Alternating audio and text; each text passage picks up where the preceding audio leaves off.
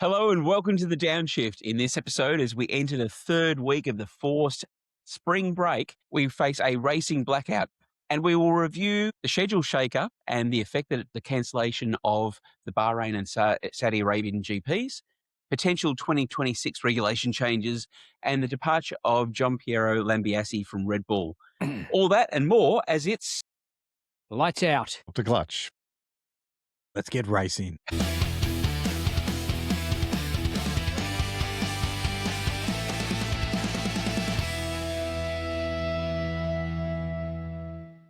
Welcome back to the Downshift after our Easter break, and it's literally lights out on a month of racing.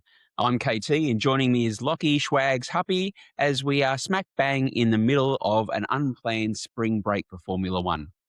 The 2026 season started with a strong Australian, Chinese and Japanese GP under the new 2026 regulations, although we have seen drivers and fans split on whether or not the regs are a success. Then, boom! The Saudi Arabian and Saudi Grand Prix were cancelled due to the Middle Eastern conflict. I'm not quite sure we can use the word boom. I'm not sure if that's the right one to use. We thought we weren't getting political, KT, so maybe we need to reword that one. Okay. Oopsie. That's better. So with the next race being Miami on the 1st to the 3rd of May, we've got a proper 5-week enforced break.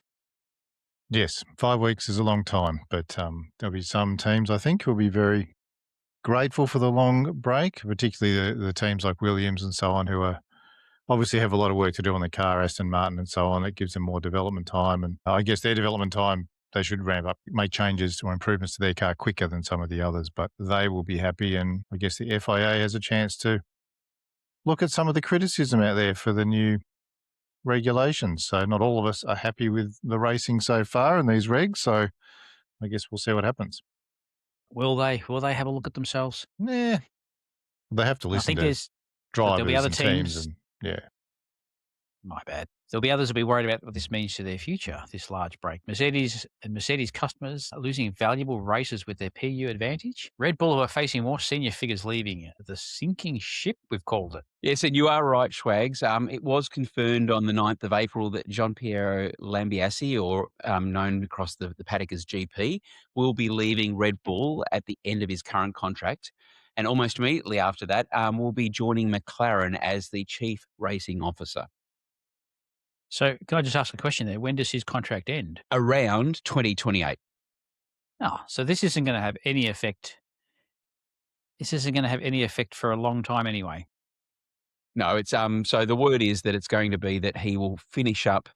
Now, Red Bull are claiming that his contract finishes in 2028. McLaren is saying that they're going to have him start at the start of 2028. So I can imagine that the teams will be negotiating as to whether or not he could be let go early, but also GP has a lot of very sensitive information. So normally a lot of these people will be put on gardening leave, and there's been no discussion of gardening leave to date. So should I not read too much into the comments that Mark Webber's predicted this is the beginning of the end for Red Bull? Well, we'll see. lots of big figures have left that team and they're struggling so far this year. So, if you start joining the dots, things aren't looking great. And if GP is leaving, it's probably one of the bigger off-track stories of 2026 so far this year. GP's been around 3 weeks of nothing going on. Well, this is the only story we've got, let's be honest, but it is. And we're going to hold on to it with big one. That's it. We're going to talk for 20 minutes about it. Be prepared, everyone. No, we're not. Yeah, strap in, listeners. This is an hour and a half podcast. Deep analysis. No, he's been with Max for, is it 10 years now? Yeah, so a very long time. They've always had a great partnership, but I don't know how they fill that hole in that team. He's been a huge factor in some of their strategy, Max's performances and so on, and engineering. But the other thing to note is that, like you said, KT, even if he doesn't go on gardening leave, if the team knows that he's leaving for someone else, they will start fencing him off from information that might be useful to other teams. So he'll stop getting access to certain debriefs and other information. So I don't know how tenable that's going to be, if he's going to continue to be a race engineer for Max, or what Red Bull are going to do in that situation. Maybe they just pay him out and tell him to go home. My guess is they're probably scrambling to find a replacement for him ASAP.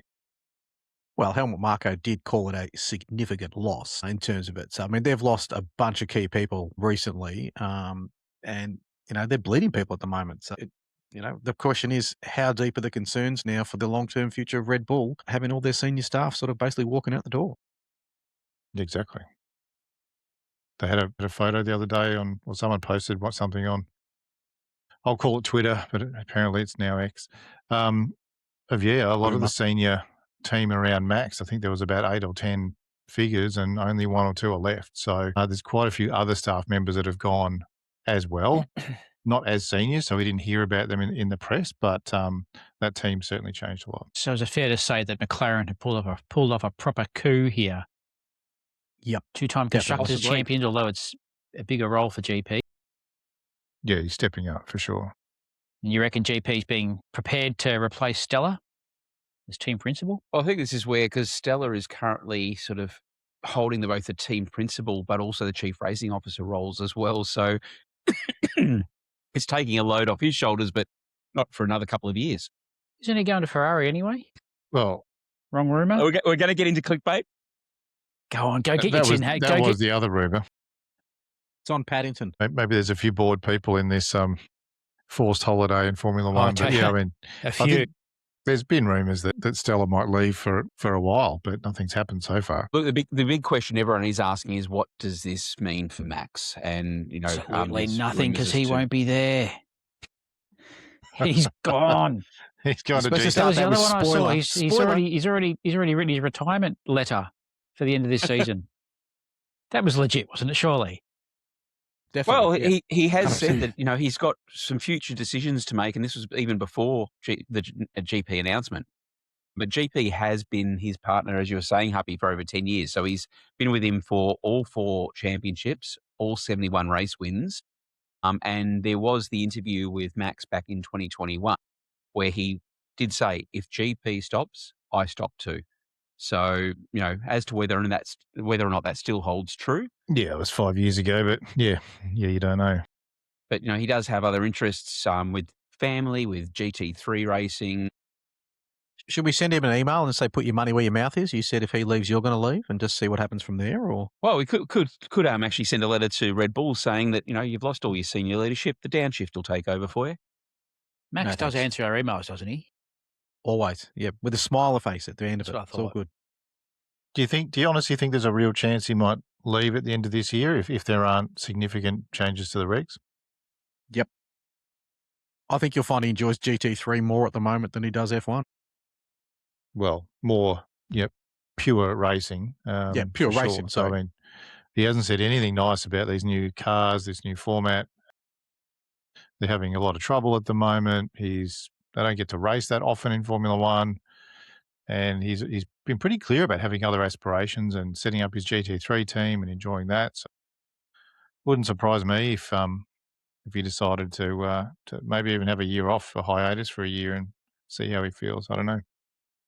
That'd be ironic, though. He just sort of leaves Formula One, goes to GT3, and then gets to race against Lance Stroll anyway. He might overtake him. I don't know if he's going to be racing with it. Based on Lance's performance on the weekend, he finished 42nd.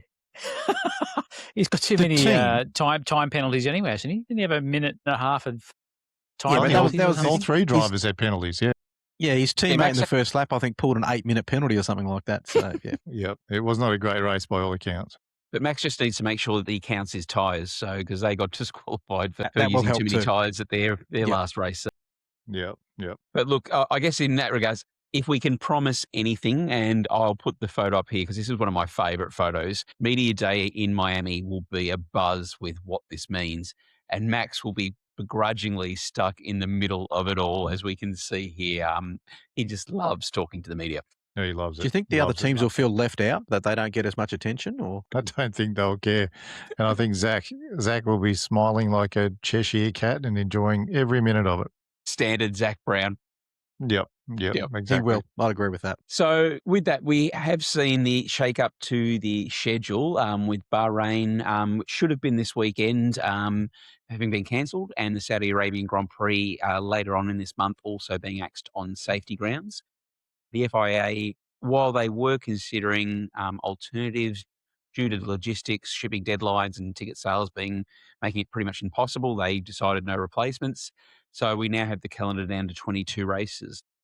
What I found really interesting is the financial hit that F1 is copping is it's about 100 to 162 million dollar loss in fees and related revenue. So it's a big ouch. I don't think they're going to feel that bad. They'll But yeah, survive and move on. Yeah. it's a healthy, profitable business. I think they can absorb that one, but they wouldn't want it to keep happening year after year. All right. So as we enter this 5-week break, this has allowed the FIA to have an emergency meeting with proposed fixes to the 2026 regs. After just 3 races, there's flaws that have been exposed with rapid battery draining on straights, software dictating acceleration more than the driver, and scary closing speeds, and a qualifying spectacle that's pretty much gone flat. Well, to be fair, Ollie Behrman's big crash in Japan added a whole host of safety issues they need to actually discuss and overcome from that as well. Yeah. And there's been some comments from other drivers as well that have been along similar sort of lines on closing speeds. I think Lando Norris said he didn't expect his car to accelerate the way it did because of his throttle use or something. So it was the software doing it, not him. So that's the sort of thing the drivers are concerned about. Yep, definitely. So we've seen the FIA have an emergency technical summit in London on the 9th of April with the teams and the PU manufacturers. And there is now 6 rule tweaks that are on the table, which are increasing the super clipping power, reducing maximum energy deployment, lower energy recovery limits from roughly 9 megajoules to 6 megajoules, opening up of the active aero usage, increasing the internal combustion engine power, and simplifying the overall regulations. So the timeline for this is that there will be a sporting rigs meeting on the 15th of April. So by the time our listeners are viewing this podcast, that will have gone past, with a technical follow-up meeting on the 16th of April, and then a final vote next week on the 20th of April, with the changes, if approved, potentially landing for Miami. And that's Well, relying we on the did teams expect being this. able to actually implement these changes. Yeah, it depends what they are. But like if they're talking about the energy deployment rates, the recovery limits, maybe changing the aero usage, that sort of thing, that can all be changed with software and configuration. So it's not a change that's going to require teams to go back to the wind tunnel or something like that. But yeah. I mean, we all predicted this was going to happen with new regulations anyway. They were going to have to see how things worked and what needed to be adjusted and changed or whatever. I just hope it gets us a little bit back more towards pure racing and pure overtaking, not just let's hit a button and go past someone. Yeah, I agree. Or not hit the button and just go past someone and go, oopsie.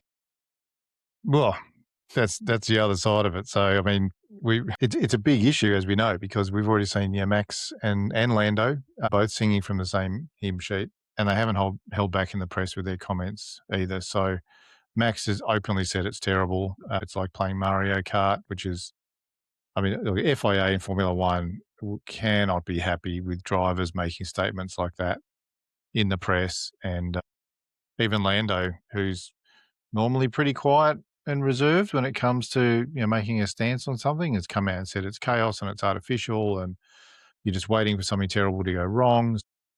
Obviously, there's more drivers than just those two that are concerned, but they're the comments so far that seem to have gotten the most media attention. But then you have the flip side where Hamilton's still loving the battles though. And classic, like the guys at the front are saying it's more like racing, and the ones who are struggling are saying it's more like Mario Kart. So look, and Hamilton said, after the first race, I thought it was great, loved it. I thought the race was fun to drive. Car was really, really fun. It was good going back and forth. So far, so good. So some of them are, yes, they're not liking it, but other drivers, if they're probably the technicalities of the car are working better in unison, they're not having as many issues and problems with it as what some of the other guys are. Well, look, Hamilton and anyone up the front is obviously going to be happier with how things are going. You got to take that into account as well. So, well, you got to take it with a grain of salt. I don't disagree with that. Yes, if you're winning the championship so far, you'd be like, yeah, it's all fine, it's rosy, it's great. So I wasn't really into it when the last lot of regs changed.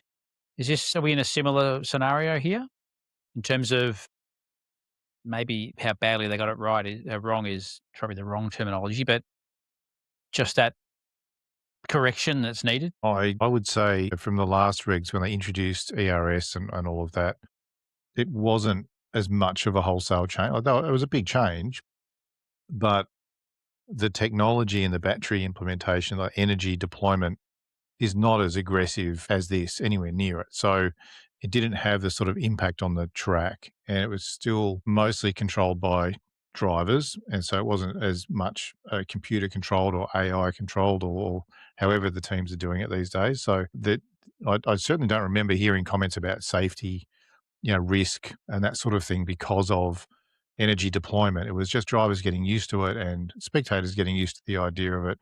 But no, the feedback and the comments by drivers with this set of regs is far, far stronger than last time.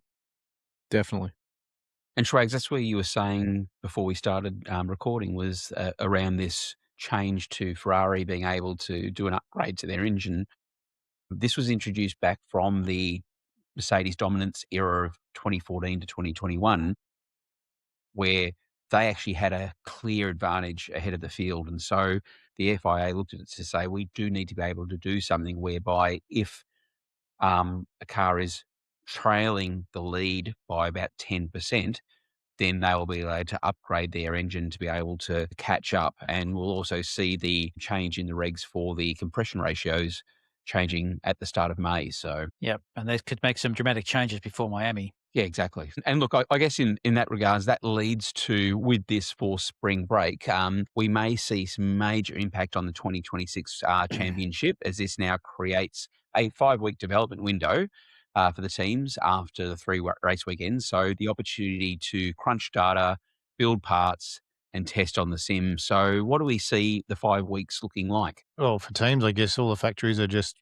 going into overdrive, looking at all the data that they've collected. They'll probably be lobbying the FIA hard about these upcoming proposed changes. Some teams will be interested in it, some teams not. And I guess teams like we said before, Williams and Aston Martin and so on, who are fixing problems with their car early on, and probably the same with Cadillac as well, they will be enjoying not racing because I'll just be able to focus more on those improvements for sure. And for the drivers, they'll have some extra recovery time, some family time, sponsor gigs. They'll love that. More sponsor gigs. They'll love that, won't they? And plenty of simulator laps. Some will use to reset mentally after the frustration of the new regs. I think it's going to come around too, like not necessarily massively favour, but I think you will find, as you were saying before, Happy, that hopefully Williams, Aston Martin, Cadillac, and even Audi to an extent will actually be able to be closer to that midfield mark than what they have been at the moment. Because, I mean, obviously we don't want to see teams getting, double lapped and things like that. It just doesn't do it. But, for example, Williams, their fundamental issue has been the weight of the car. So hopefully they can actually get that back down to where it needs to be. I hear they've picked up a new sponsor, Ozempic. Well, yeah, possibly, but I'm not going to think I've got nothing for that gag actually, so we won't go there. Might need to edit that, Chris.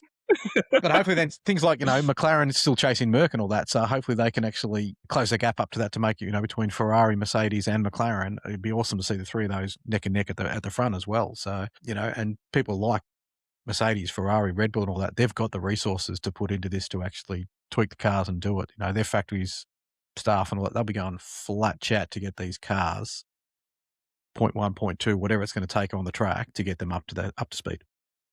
I think that also the top teams will be lobbying the FIA hard not to make big changes to the regs at the moment because they've obviously got an advantage at the moment. And if the regulations really get shuffled around and changed, that could potentially drastically change the sort of pecking order at the top, the top end of the table as well. So it's interesting that we've started the year with Mercedes being very strong, McLaren trying to find their feet, work out deployment with the engine, Ferrari not looking too bad. But I think personally, because of the potential changes that are going to have to be made and because drivers are complaining, teams are complaining, we could see a very different picture of performance at the end of the year, I think. We talked a lot about how the well-resourced teams are going to, thrive in this situation where they've got some time up their sleeves. But what about the midfielders and the back-enders that maybe aren't so well-resourced? Alpine, Haas. Well, look, I think this is where, and if I look at the losers out of this five-week break, Mercedes is obviously the key loser here because the fact that they actually have to change their PU and their customers for Who abide by the rules. It's a grey area. They found a loophole, and I mean, and again, this is where if you go back to Adrian Newey, he was saying his job is to be able to interpret the rules in a way that advantages the team. That's what Mercedes has done, but because of the pressure from the other teams, the FIA has folded and said, okay, we're going to change the way we test the compression ratio. So and that's fine. That's what they've decided, but Mercedes is now losing critical races where they've got that PU advantage. So with the likes of Bahrain and Saudi, where they potentially could have taken 1-2s and racked up some points, they're missing out on that opportunity where the other teams will start to become, line ball with them. I think, probably for me, the biggest loser in all this is Pierre Gasly. And you talk about Alpine, who's now become a Mercedes PU customer. Pierre's been the leader of the mid-pack, and so he's actually had a great start to the season, and so now he's missing out on critical races before that PU gets changed. Well, hopefully a couple of tweaks will still see him up there in the same position as where he is now. And look, Mercedes have talked it down. They're saying that there's not going to be much of a change at all in performance. So who knows? We'll see when we get to Miami. It'll be interesting. So speaking of which, team, only 2.5 weeks to go until Miami. This break could actually level the playing field a bit with the new regulation reset. The teams that use the time the smartest will arrive at Miami with some development edges. It could reshape the whole championship narrative. Well, we won't know till they tick off on whatever regs they're going to change. Not going to change much. And could it get exciting? Mercedes will keep dominating. Ferrari will keep trailing. McLaren will keep trying.